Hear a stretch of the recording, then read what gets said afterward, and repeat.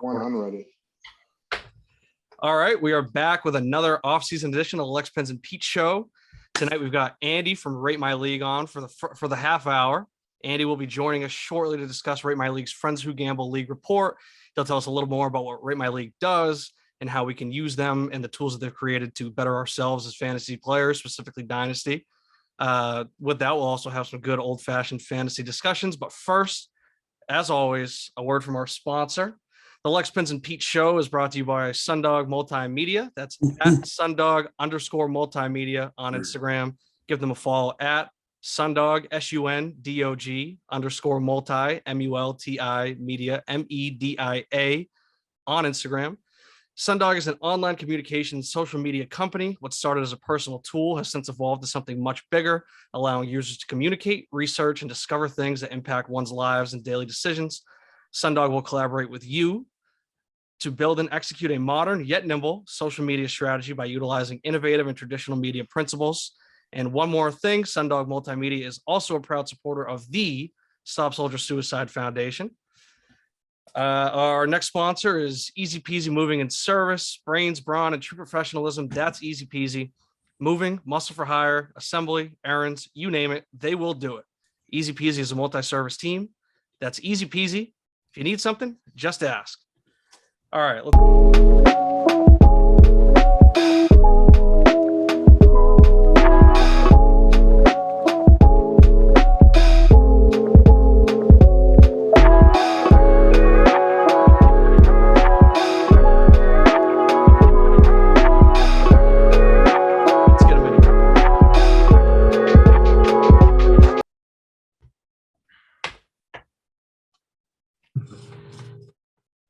Andy, how's it going? Hey there. It's going all right. How are you guys? What's up, Andy? We can hear everybody. Can hear everybody. We're all good to go on that end. Yep. All right, cool. All right, so we'll just get right into it. All right, so we got Andy from Rate My League. You can follow him on Twitter at Rate My League. Three things that he said he has specifically worked on. I know Rate My League, they do league-specific podcasts, so that sounds like it's a paid service. You can submit your league. You guys just go on the podcast and kind of dissect the league in full. Is that right? Yeah, you give us the ID to the league, and we do pretty much. It depends on the number of teams, but it's usually around an hour, a little over an hour, just breaking down every team, analyzing every team. Yeah, it's fun. Yeah, no, it sounds awesome.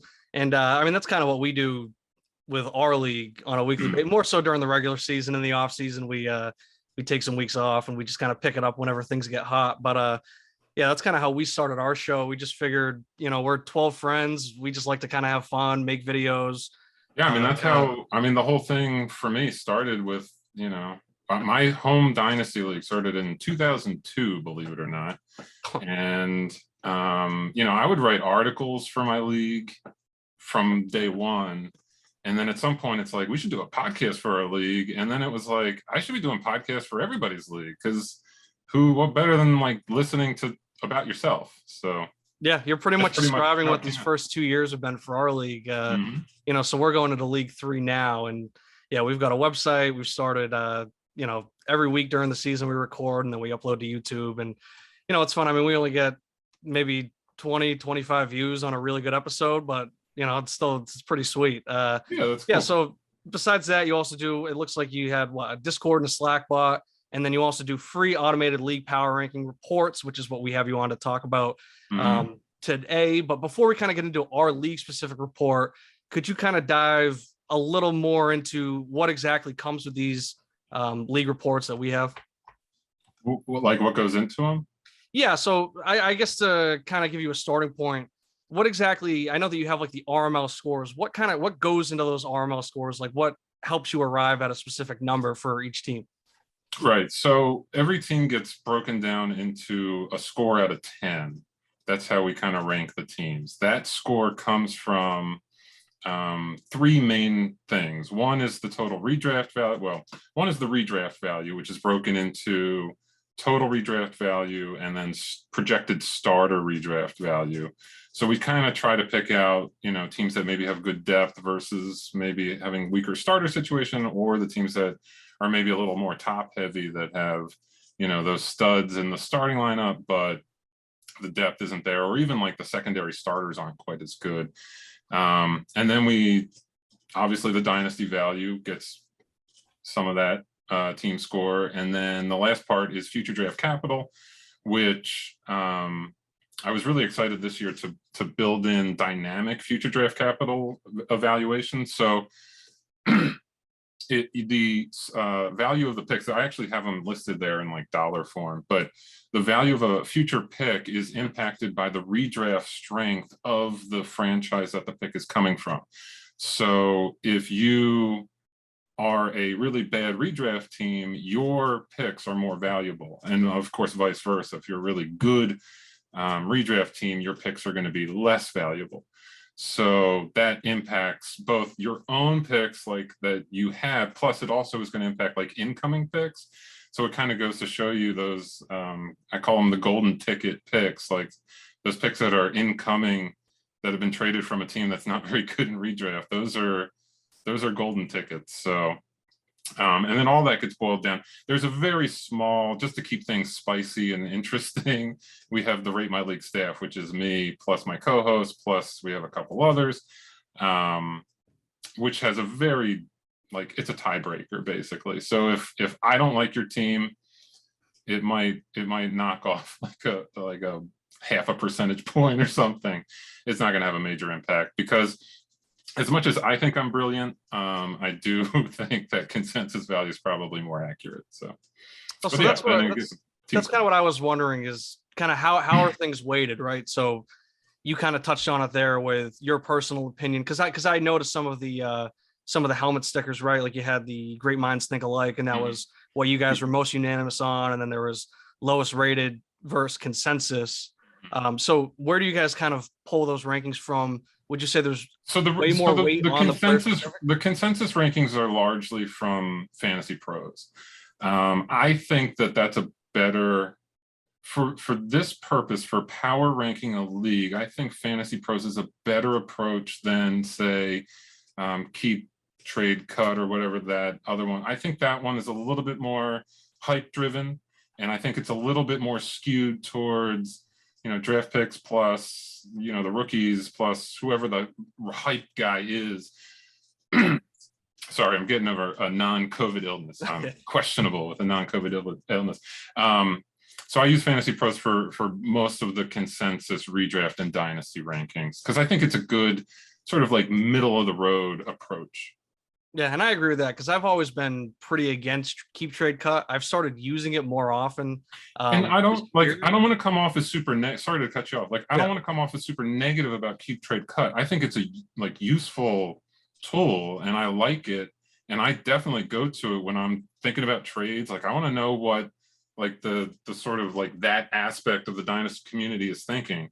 But for this purpose, I shied away from that. Yeah, exactly. Because I always use it like exactly if I'm looking to see kind of what I can get for a guy that's on my team, then I like going on Keep Trade Cut, putting my guy in there and just kind of seeing what they recommend and thinking, well, this is way more, like you said, kind of hype driven fan consensus. So we have a lot of guys in the league that are very up on, these dynasty Reddits and stuff like that. So if I know that people are kind of thinking similarly, then maybe I can capitalize off of that for a player that isn't somebody that I necessarily like myself, or even just somebody that I feel like I can sell high on. It's nice to kind of have a tool like that where you're seeing where the average fan's head is at. And but yeah, as far as an overall consensus rating, I personally, like you said, I feel like I kind of disagree with it a little bit, just because it can be so hype driven. I'm like, what is going on? Like, why is this certain guy ranked like RB3 when he's never even put up like a top 15 season or something?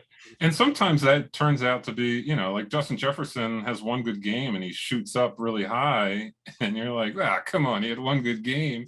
And then of course by this point, like, everyone's in the same boat. So it can be, predictive, but I think more often than not, it's a little bit too hype driven. Yeah. All right. So before we get a little deeper into this, I think I'll read off the rankings that you guys had just for everybody in the league that's watching. So going from 12 to 1, 12 being the worst, and I don't think this will be a surprise to anybody in the league. Number 12 is Safety First, 21. That's Baron and Kyle, followed by Slippery Pete at number 11. That's Slippery Pete, co-host of the show. Number 10. Which one of you is Slippery Pete? Because I know that number 11 is here, right? I am Slippery Pete. Okay, you're Slippery Pete. Oh, there, I see your name. Slippery Okay. Pete, and I'm Okay, I gotcha. Yep. Okay, number 10 is the Slow Stroke Kings. That's my team. Okay. Number 9, I Love My Mom. That's Nick. Number 8, Chris Carson Wentz. That's McMorrow. Number 7, Snake Bitten. That's Simcoe. 6, The Most Athletic Sons. That's Angelo and Sam. Number 5, that's JT and the Zits. That's Bowen. 4, Go Tigers. Mikey Bowen and Josh Winsper. 3, Big Brain LLC. Everybody knows Big Brain. Number 2, Occasional Vibers. That's Talented Igor. And then number 1 is Team Two Pins.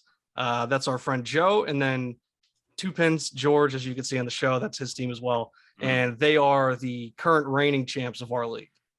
Okay, so who just won? Two Pins, you won? Yeah, I won the league. Is that George? Is that your name? Yeah, he's George. Okay, George. So you won last year. Okay. All right. So I don't know. Do you have our report pulled up? We don't have to go too in depth, but I figure we can just kind of have it there for reference and kind of figure things out. So I guess my first question, and I kind of come to you with a little bit of a chip on my shoulder being ranked 10th. Because I am a team. Slippery Pete, he might not be as offended by it because he's a team that's in a rebuild. I'm a team it's funny. I think Slippery Pete would be more offended. Let me. If I'm Slippery Pete, I'm sitting there saying, I got the number 1 future draft capital situation. I have like twice as much future draft capital as like every other team in the league. So in the power rankings, I cannot be second to last. That's what I would be thinking. And I would love to get into that discussion because I don't disagree completely with that. So would you say with Slippery Pete, right? He's at 11, like you said, he's got this like really valuable draft capital situation, easily the most valuable draft capital in the league. Right. I mean, just looking at it, he could be picking like 1, 2, and 3 next year. Yeah. So you're saying the problem with him being at 11 and the reason that he should be more offended is because he'd want to be a little bit higher up because maybe these draft picks just get him kind of to the league norm and make him a competitor instead of kind of elevating him above all of us. It's the eternal debate that I have every year when I start doing these. And this is the kind of team that my reports struggle with the most, I think, because the roster, I mean, as you can tell, the roster is, let's be honest, it's trash. So it's my reports take the a bird in the hand is worth 2 in the bush kind of approach. So it does like a good roster over draft capital. In order for draft capital to make up the difference for a roster like this, you have to be far and away like 6 or 7 picks in the first round the next year. And we do occasionally have teams that are like that. One of the things that I debate every year is should I adjust somehow for a team that's just like this, where the roster is obviously the worst, but the future draft capital is quite good. You know, do I manually bump that up somehow? I don't know. I debate with that because I do feel like that. I ask the question sometimes, if I was taking over a team in this league, would I rather take over that team or one that's ranked, the next slot or the next slot, which maybe, the roster isn't quite as bad, but there's no clear path towards maybe contending. I don't know. So that's the eternal debate that I have with myself. That said, the roster, it's easy to project those picks to hit. Like everyone's going to be Justin Jefferson or Jamar Chase, but I've been doing my league shows since 2015. I've also seen the N'Keal Harry's or N'Keal Harry's. I've seen the Clyde Edwards-Helaire teams. Like I've seen that happen too, where, that future draft capital looks great until it turns into something that doesn't turn out on the field. So I go both ways on it. Yeah. And I think that's the struggle that our league has kind of had. And I wouldn't really call it a struggle yet, at least, but like I said, we're going into year 3. So if you think about the last 2 rookie drafts that we've had, and we've seen these players come into the league and excel right away, that's just become kind of what's expected, I think, for our league. So already, especially these 2023 picks all throughout Dynasty are so coveted, but I think even more so in a league like ours, where nobody's really seen these first round flops yet. And that's kind of the thing. And that's what we always, we obviously see what Slippery Pete is trying to do, but we're also going to chirp him. And I think a valid kind of argument against him is just that, if you are going to make all those picks, you have to hope that they all hit. And by doing that and relying on that, instead of, like you said, a bird in the hand's worth more than worth two in the bush, instead of relying on a player that you've actually seen produce and do these things, you're hoping that you can get that. And sometimes it doesn't always pan out that way. But who knows? Slippery Pete, he's got a pretty good draft history, so maybe he knows what he's doing. And I'll pass it over to Pete. I don't know what you want to say after hearing that kind of analysis of your team. Yeah, no. So I'm glad you're interested in my situation, Andy, because I don't think your report necessarily captures like the draft value that I do have, right? So I got 4 picks in the first round. According to your redraft value, those picks could be 1-1, 1-2, and 1-3, right? And I didn't get 4 picks in the first round in 2022. I didn't get 4 picks in the first round in 2024. I chose 2023 as like the cornerstone of my rebuild because the draft class, the talent in that class is like renowned in the dynasty world right now, right? So I'm building my team around assuming I'm grabbing Bijan Robinson. I'll probably have my choice between CJ Stroud and Bryce Young to pair with Deshaun Watson. And then I got 2 picks down the road, like 1.3, 1.4. That could be JSN, Jackson Smith and Jigba. And I got Irv Smith at tight end, but I might grab Michael Meyer at 1.8 or like 1.7. So, it's value or debating in dynasty. Will they pan out or will they won't pan out? I don't even look at that almost. I'm thinking, okay, I got to hope they pan out. I got to pick a draft class to build my team around. I'm going to pick 2023. So I kind of rebuilded my wide receivers. I've got Garrett Wilson, Jameson Williams, Michael Pittman, and Jerry Jeudy, a nice young core. And if I'm hoping that these running backs pan out in 23 and I grab either Bryce or CJ, I'm feeling like I'm in a pretty good spot. Certainly not 11 for redraft value. So I was kind of interested, like, does your report take in the value of the next draft class or the talent of the next draft class? And do my picks are all 23 first rated the same, or am I getting that bump because I'm probably going to hit the 1-1, 1-2, and 1-3? No, so you can see the dollar values are actually listed on the report. So Okay. Those 3 picks are more valuable than, say, the other 23 first you have from JT and the Zits. Right. And like you can even see what other George's first, if he has them, he doesn't have his own, but like if you looked at his first round pick, it's going to be the lowest of all of them. Again, I don't disagree. And I would say that that's kind of one of the weaknesses is you do see these teams, and your roster is certainly not the worst roster. We see teams that the redraft value is like $8. We've seen worse redraft rosters. So but at the same time, you look at your wide receivers and you say, I already have this nice young core, but you have, Pittman is already wide receiver 13. Jeudy hasn't done anything yet. Garrett Wilson is a rookie. Jameson Williams is a rookie. He's not going to play for 6 weeks or whatever.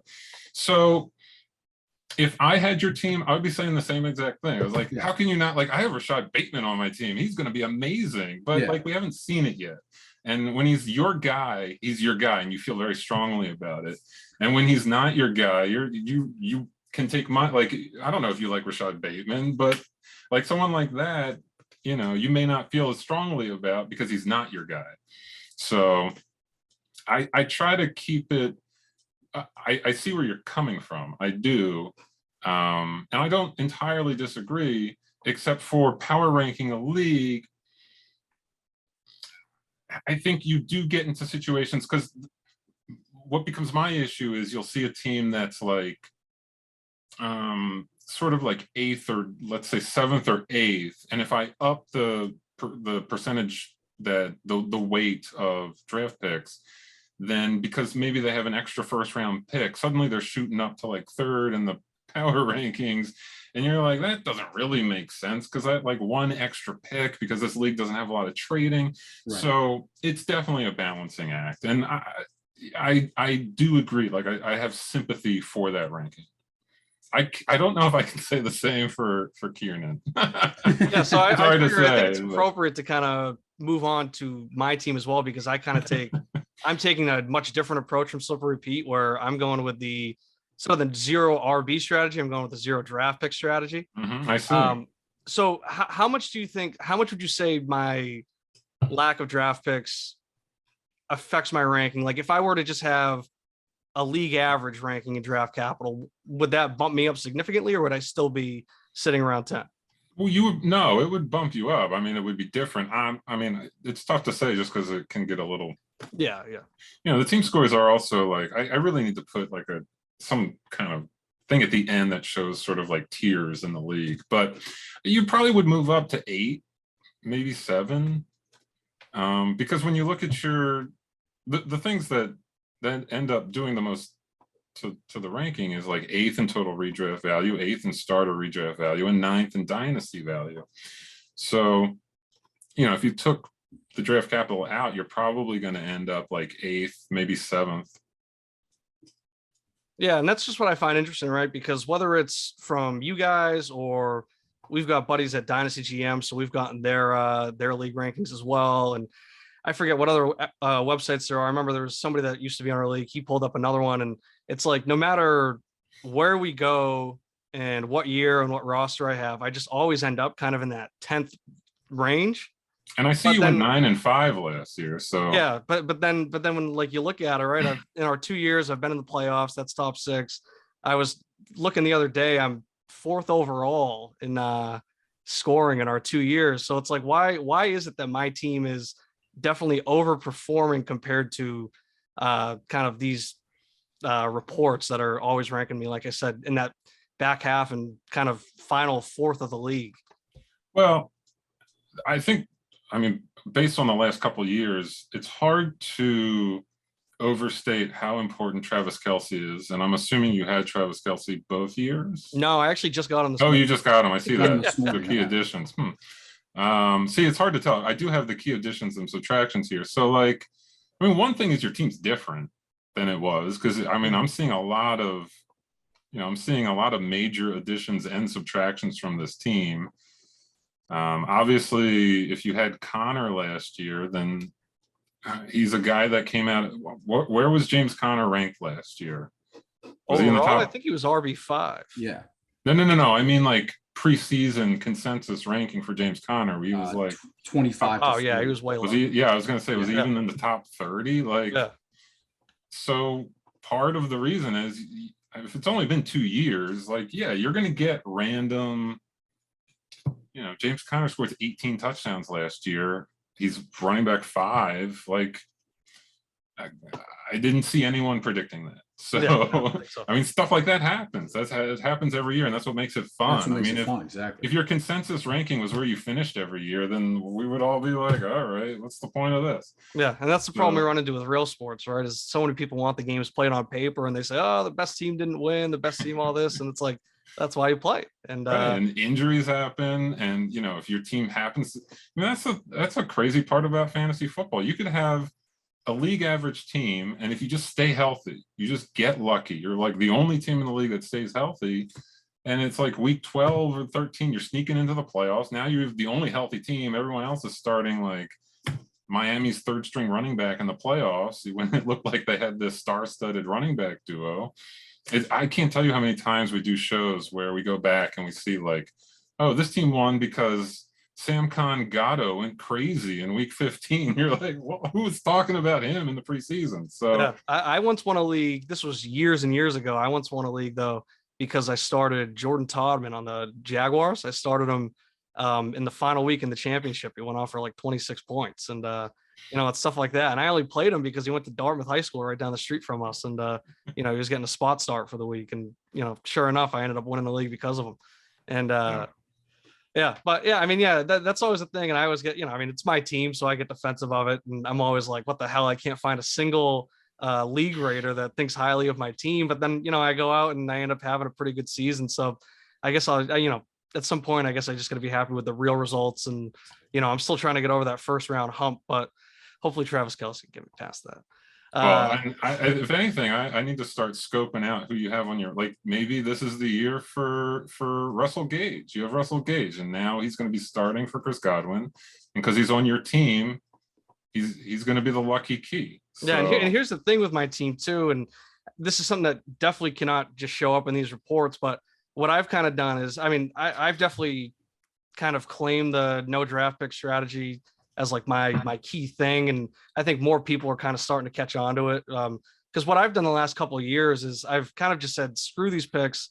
They're not scoring me any points this year. Let me do what I can to try and build a strong roster. And the past 2 seasons, I've started off slow, and then I've made some moves, and then I get right back in, and I end up finishing the season real strong, and that's what gets me back into it. And then what I've managed to do is, despite having carrying 0 picks during the season, I've been able to pick. I drafted Kyle Pitts at 7th overall last year. I traded him for, to get me Kenneth Walker, and then I got me Travis Kelce as well a couple weeks later. But and then, like I said, I was able to also get Kenneth Walker this year, and both seasons I was walking around with no first rounders. So I kind of do, and I think that I maybe take a little bit of a loss in value, but I sacrifice that, or I accept that loss because it helps you compete. And then I just try and recoup some draft picks and target guys that I specifically like, and hopefully it pays off for me. The But, self-proclaimed recoup king. yes, I am the recoup king.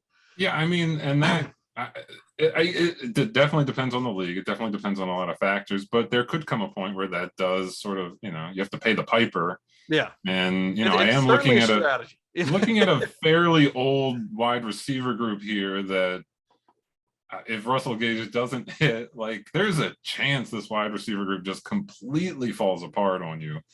Allen is going to be what, 31, something like that, and Thielen I think is 32. I think Allen's 30, Thielen's 31. I don't know Okay. when their birthdays are though, so Yeah. could be changing soon.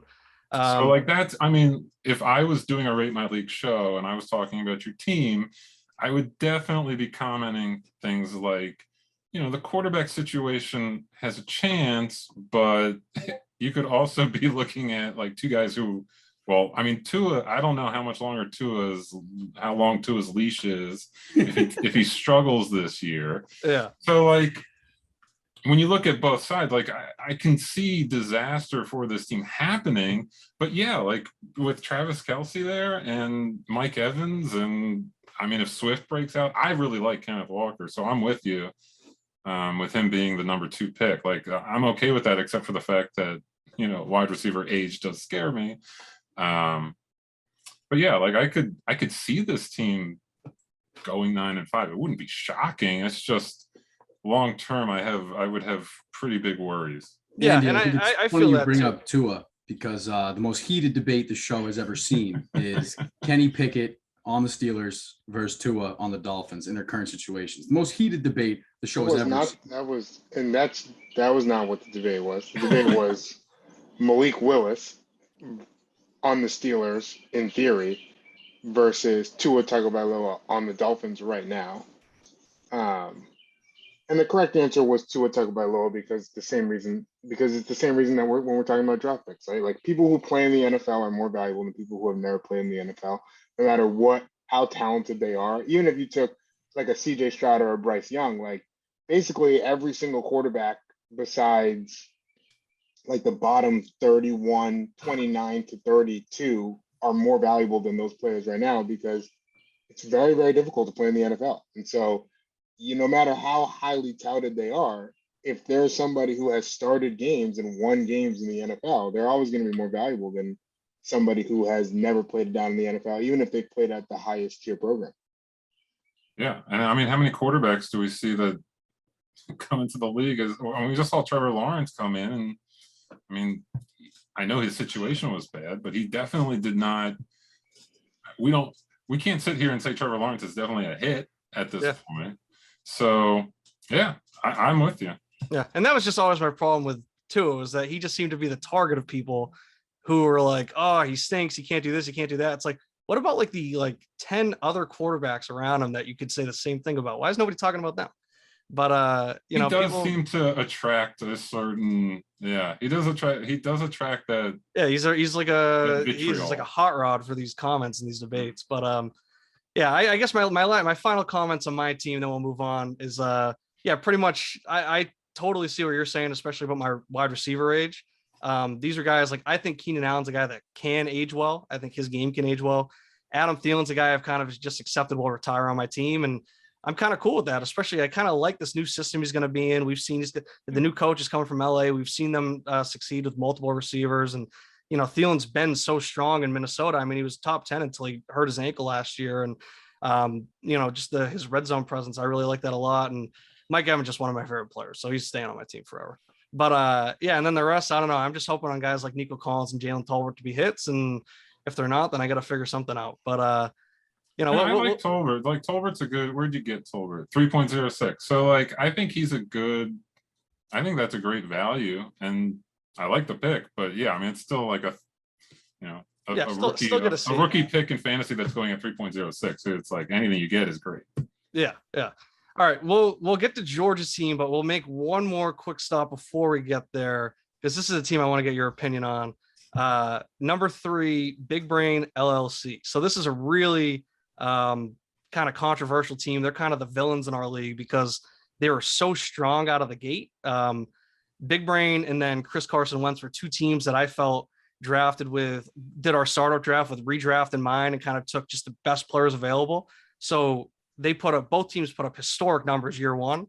And then I felt last year, and then I think this year, especially, teams are starting to catch up just as these younger players, the teams that drafted more dynasty minded, these younger players are starting to kind of get their footing in the league. We're getting more rookies in the league and people are starting to catch up a little bit, but Big Brain, they've been consistently at the top and then they just embarrass themselves in the playoffs. And if you look at their roster, they're extremely top heavy and their full strength roster is pretty much unbeatable, but they can't seem to stay healthy, especially with guys like McCaffrey.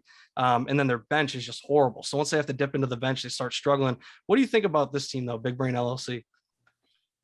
Yeah, I mean, it's McCaffrey, right? Like to me, I just look at Christian McCaffrey and I am lower on McCaffrey than everyone else, it seems. I don't understand how his consensus value is still running back 2. And even stranger than that is his dynasty consensus value, I think, is like running back 4 or something, which to me is, I don't think he's in my top 10 for dynasty just because these constant injuries over the last couple of years are just, I don't trust him. I barely trust him in redraft, and I definitely don't trust him over the next 3 years to be, when I think about dynasty rankings, I'm definitely thinking like, what are we going to see, especially at running back? Like, what are we going to see from the next 3 years? I have no faith in McCaffrey for the next 2 or 3 years. So I would be a little bit lower on this team. And I mean, you can see the staff value for this team is lower than consensus. That said, like, yeah, it's still, if McCaffrey's playing, this is running back 1. This is a running back. It's yeah. I mean, he's on the field. He's a problem. Right. He's every time Christian McCaffrey completes a game healthy, he's like running back 1 or 2 for that week. So yeah, because it's like 30 touches a game. He's getting like 6 yards per touch. It's incredible. It's unbelievable. Yeah, and I have no complaints about McCaffrey on the field. And I mean, so the average in a 12-team league, the average team should be about $200 worth of value. I mean, that can give or take depending on the league. But like you can see this running back group alone is worth over $200. Yeah. So it's pretty good. Yeah, and I know one thing that they're worried about is just kind of their wide receiver depth. And like I said, they've had problems with their depth. Once they start dipping into the bench, that's when they start really falling off and kind of losing ground to the rest of the league. But obviously, I mean, Devontae Adams, of course, we haven't seen him without Rodgers, but something tells me he's going to be just fine with, his buddy Derek Carr. And, so I don't think that's a problem. And then, you got Amari Cooper, who has always been consistently, in that top 20, top 15, but who knows what's going to happen depending on Deshaun's suspension, anything like that. And, so I traded him away last week actually too. I kind of just wanted to get away from the Browns offense. And, I just feel like, maybe a guy like Chubb isn't necessarily going to be affected by that because we've never actually seen him with Deshaun. So we know what Chubb is with Baker Mayfield healthy and then Baker Mayfield unhealthy and, everything. But yeah, with Cooper, it's just like if Brissett's going to be thrown to him, I just kind of wanted to stay away from him this year and kind of see what I could get that's out there. And then of course, there's always the issue that who knows if Michael Thomas is going to come back and 1 play and then 2, how close can he get to what he was 2 years ago when he was far and away like the best receiver we had in the league. But then once you get past that, you got Jacoby Myers, Valdez Scantling, KJ Osborne, and Quez Watkins. And, especially if a guy like Thomas can't play, and all of a sudden you're playing, you're relying on Jacoby Myers, it gets a little hairy there. But yeah, Big Brain, it's been a team that everyone's kind of been consistently rooting against. They're liable to put up a 200-point week here and there. But yeah, I think this year might be a time that they might be able to sneak under the radar and kind of get that hate off them. And if McCaffrey can stay healthy, they might just march to a championship. But yeah, we won't spend too much time on them. We'll get to George's team, the reigning champ. I know he likes to hear good things about himself. Do you have any thoughts on two Pinz? Do you think there's anywhere they can maybe improve? But also, do you think that they kind of have the repeat in them, or do you think that there's maybe some regression to come? Well, I mean, we can start at quarterback, which is unstoppable. Damn good. I'm actually surprised as number 2 in the league. I guess Allen Kyler and Murray and are technically number 1. I mean, they're right there though. So yeah, I mean, that's pretty good. I mean, if you have the number 1 quarterback in Superflex plus the number 1 wide receiver group, yeah, I mean, you got a shot. And I've seen a lot of, actually, it's funny. There was an analytical guy on Twitter who was he was hyping up Devontae Smith and Brandon Ayuk as being undervalued this year. So it's interesting to see them here together as, well, I was going to say as backups. I guess Smith is technically projected to be a starter. I mean, yeah, the running backs are beatable. And I like, to be honest, I like Gibson and Harris more than consensus. And it's kind of nice that Ramondre Stevenson is here as well, as a little Harris insurance. I think Gibson is probably important. I think with the Brian Robinson selection and the OTA talk of him being like not the goal line back. Is this PPR? Half point PPR. I think running back 19 is a little bit of an overreaction to his situation.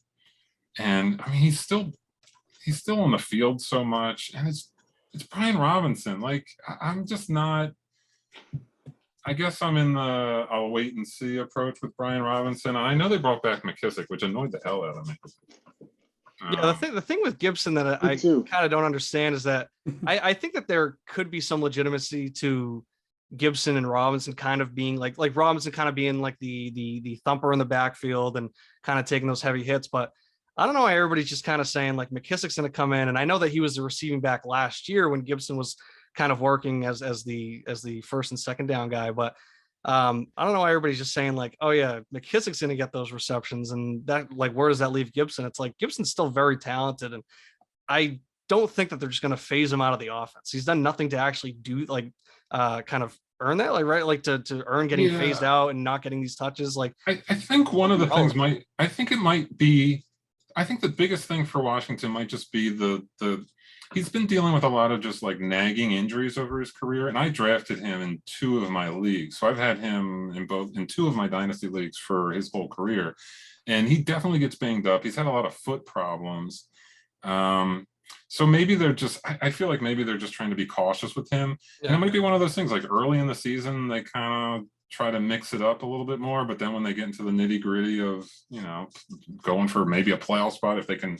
Yeah, like when it really matters, you put the best player out there, right? Right. Like when it gets down to it, I feel like Gibson will be out there if he's healthy. That's how I feel.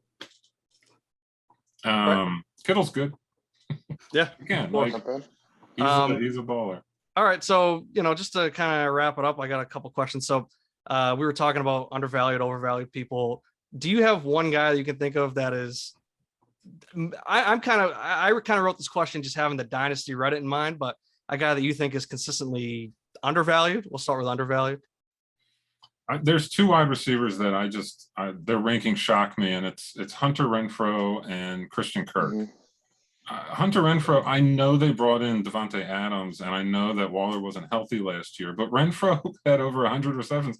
I think in half point per reception, he was like wide receiver 15 last year, something like that. And now he's buried. He's like wide receiver 36 or 37, and it's basically what his dynasty value is too. I mean, they traded away Bryan Edwards. Renfrow was technically fighting Ruggs for targets for half the season last year also. And I thought he established himself as that perfect slot receiver. He also runs filthy routes. I mean, I don't know. His highlight reel is pretty filthy in my mind.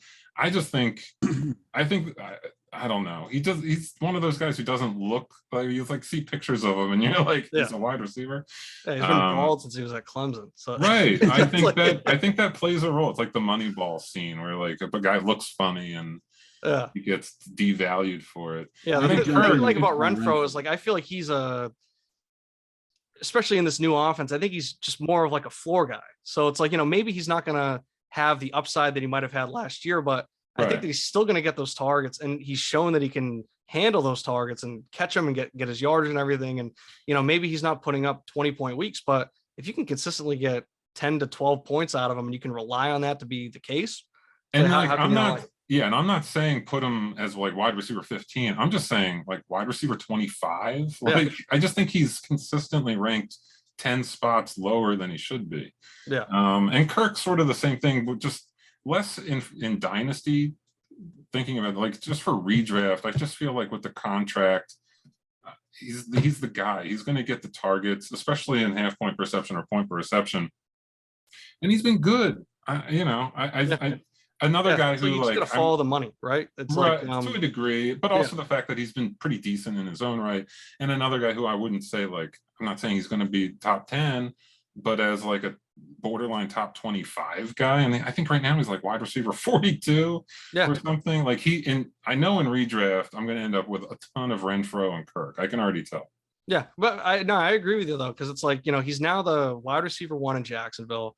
He's tied to Trevor Lawrence, and like you were saying, it's not like we can rule Trevor Lawrence a hit yet, but everybody likes his potential. Everybody sees what's there, and it's like he's tied to him now. Even if you're not necessarily high on Kirk as a player, how can you not at least take a risk when he's sitting there, later in the draft, and you have a chance to get somebody that, like you said, could be top 25 receiver, and you're getting him, almost ranked in like the 40s or something. It's like that's really good value there. Yeah, I mean, coincidentally enough, I had Kirk and Renfro last season and traded them both this offseason, thinking I'm trading them at their height value. So I'm completely against you. That's fair. Yeah. Thinking about other positions, or do you want to like think about overrated? Yeah, let's do overvalued. Who are some overvalued guys that you see? I know I have a couple on the top of my mind. Again, in Dynasty, I just the Christian McCaffrey, it just scares the hell out of me. I would be trading Christian McCaffrey in every single league. And not because I don't like him as a player on the field. The second he suffers another injury, like at some point his dynasty value is absolutely going to crater, and it's going to happen immediately. Mm-hmm. And I just have no interest in being like, it's a hot potato. I think there was a post on Reddit today about how there were 2 posts on Reddit today. One was like, he's still a top 5 guy. And the other post was like, he's Arian Foster. And I think he is Arian Foster. He's Arian Foster because Arian Foster was like the best running back in the league, one of them, and then the injuries mounted, and then he fell off into dust. So I think I will say, because Christian McCaffrey is one of my it's like him, Devontae Adams are like my favorite players in the league. The problem with Christian McCaffrey is a lot of his injuries have been like these just random, like he's had like the classic random, there's no through line to any of his injuries. He's had really bad luck. And so like degenerative, it feels like degenerative problems. Yeah, because he takes really good care of his body. Like it's just weird. It's kind of like the Saquon situation where like Saquon's had a couple of like, what are you going to do about those injuries? Like even Gronk too. Like remember when Gronk broke his forearm just blocking on an extra point? Yeah, Gronk had 3 injuries in a row that it was just like, this guy must have the worst luck of all time. The problem is that, especially the way that athletes are taking care of themselves, the way that people are playing now, I think the biggest fear with people is that like Christian McCaffrey could make you look very, very bad. That's the biggest problem, is that you could trade him, and if he plays 17 games healthy, he's all but a lock to be a top 3 running back and probably a top 15 receiver, and he could make you look like whatever you got from him is not going to look valuable. So I think that's kind of what's at play when people are like, I might just hold on till the ship sinks. Yeah, I get it. I I'm not in that boat, but I do get it. I understand it because every time I play against him and he kills me, I'm like, God damn it.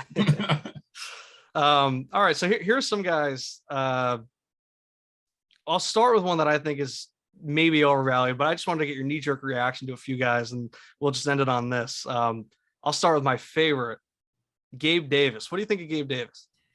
I just traded him in one league. Nice.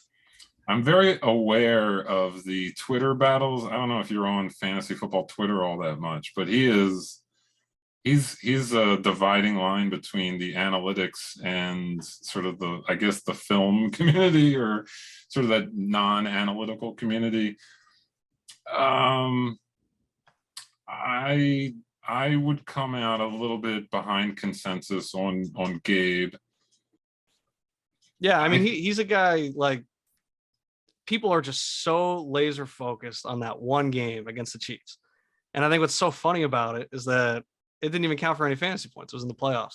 And the game before that, he had like 2 receptions against the Pats. And it's like, nobody wants to talk about that either. It's just, everyone's so focused on this. And I was reading, I did read something that pretty much showed that all 4, or I don't know if it was all 4 of his touchdowns, but at least 2, maybe 3 of them against the Chiefs in that 4 touchdown game were pretty much just like blown coverage. He had nobody near him.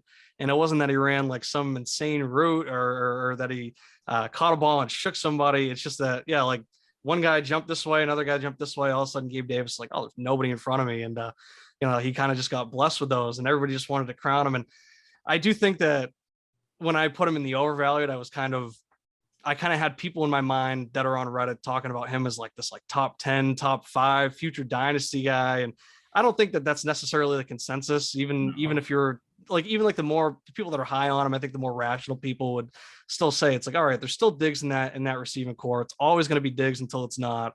But how much of a role can Gabe Davis carve out for himself? And yeah, I mean, I think it's just crazy. He's kind of seeing how he's valued in some of these circles. It's like, what are we talking about? It's like, the craziest thing to me is that in my league that I had Davis, I guess I was in a league with just a bunch of Gabe Davis haters, because I shopped him everywhere. I shopped him privately to every team in the league and got nothing, to the point where I got so frustrated, I literally told my league, I will trade Gabe Davis. I just started posting to the league chat. I was like, I will trade Gabe Davis for any 2nd round pick in any year, like as far out into the future as we have 2nd round picks. If you offer it to me, I don't care if you have the best team in the league, I will take it. Mm-hmm. So it took that before, and it still was like 2 weeks later, someone was like offering me a 25 2nd rounder. I was like, all right, I'm taking it because I'm a man of my word, although I wasn't happy about it being a 25. But I have this disconnect with the rest of the fantasy community, because I don't have that. I feel like in a lot of leagues you have like a few Gabe Davis truthers, and that was not my experience trading him. Yeah, and he was a guy where it's like halfway through last season, I was kind of shopping, just seeing what I could get, like, hey, could I give you like this like late pick and kind of steal him like that? And then once he had that big game and everybody started reacting to it, I was like, all right, never mind, that's over. I'm just giving up on that. All right, next name I have, I think this is an interesting one. T. Higgins. What do you think of him? Because kind of what I've been seeing a lot on Reddit is, a lot of people are talking about him and Jamar Chase as equals. And they're kind of saying that it's like, I'd rather have T. Higgins at his price than Jamar Chase at his price and stuff like that. What do you think about that? Because I think that maybe last year could have just kind of been like, as long as he's with Jamar, could kind of be like the best that you can expect, where I think a lot of people are starting to think it's maybe just the beginning for him. But I just feel like as long as you're across from Jamar, and we've seen a lot of 2 wide receiver tandems kind of work out and have elite fantasy stats, but I think people are maybe getting, a little too out over their skis when they're talking about him and maybe overrating him a bit. But what do you think about T. Higgins? Yeah, Higgins is a tough one. I just don't have a strong opinion, like plus or minus consensus. I'm totally fine with what his consensus value is, which I think is somewhere around wide receiver 13-ish. Mm-hmm. It sounds about right. Yeah, so I'm totally fine with that. I would not say he's better than Chase. I could see a situation where maybe Chase gets more respect from defenses this year, so maybe it opens the field for Higgins more. I wouldn't be shocked if Higgins ended up with better stats, but I feel like that would be almost luck. if they're both healthy, I would definitely take Chase over Higgins. I don't feel strongly about, I don't feel negative about him. So I don't know. Does that answer the question? Yeah, no, for sure. And like I said, I mean, I think more of the argument was that people were just saying at T Higgins's price, right? Like if you were trying to buy Higgins or Chase, it's obviously going to be cheaper to get Higgins. But Right. so I guess people are thinking that maybe at his price, it's more worth it because you can use assets to improve yourself elsewhere. But Yeah, I wouldn't argue too much. I think there might Yeah. be some regression with Chase. He got, anytime you're getting a ton of long touchdowns, you do kind of have that, like maybe some of those were a little lucky. So I could see that. I would still rather have Chase in a yeah, for vacuum. sure. For sure. And I think George agrees with that as well. All right, last one, and then we'll wrap it up after this. Cam Akers. What do you think about Cam Akers moving forward? Mm. The right thing here. I mean, the guy I avoid talking about on every Rate My League show. Yeah, he's a tough one for me. I wish when he was healthy, he was a little bit better, because I know he's good, and I know the injuries have just kind of clouded everything. He's had moments that he looks good. He's another guy who, you see him do well in the playoffs for a game or two, and because everyone watches that. And he's another guy who's a young running back, and you go and keep trade cut, and you see a good thing from a young running back, and you bump him up. I don't know what to think about him. I have to abstain from answering the question. No, it's tough with him. I right? like Because him. he's a guy that I loved him coming out of college. I thought he was so great because he was unbelievable at Florida State with pretty much no blocking.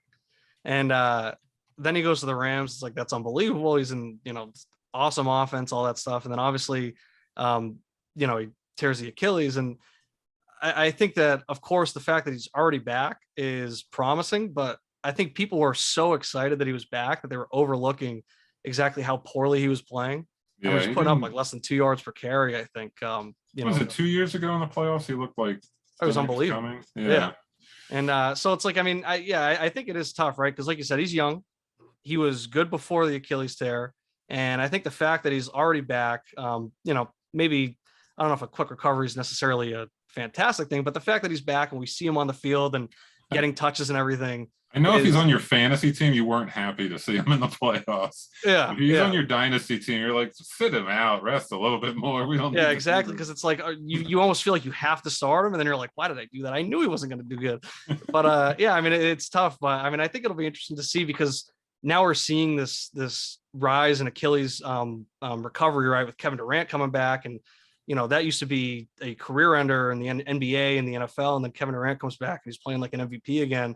And then even guys like who it was Foreman, right, on the Titans, he had the torn Achilles, and then came back and he was playing well, when Derrick Henry was out. But then you also got to factor in, I think he was 2-3 years removed from the Achilles injury, so it's we're in that weird spot with Achilles where it's how quickly are people coming back, and does the fast recovery actually mean that they're going to come back and be good, or are they maybe rushing back too quickly, and that could end up just kind of holding them back for the rest, and would more rest have been better for them? I think it'll be interesting to see with I think Cam Akers is kind of the test case for it now.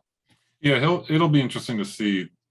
Again, I would just abstain from answering the question overall. I would say in general, I tend to be a little bit more forgiving of your average major injury, especially if it's the first one a guy has, an ACL or whatever, and comes back from it. I feel like they get lower value than they should coming back from the injury in general.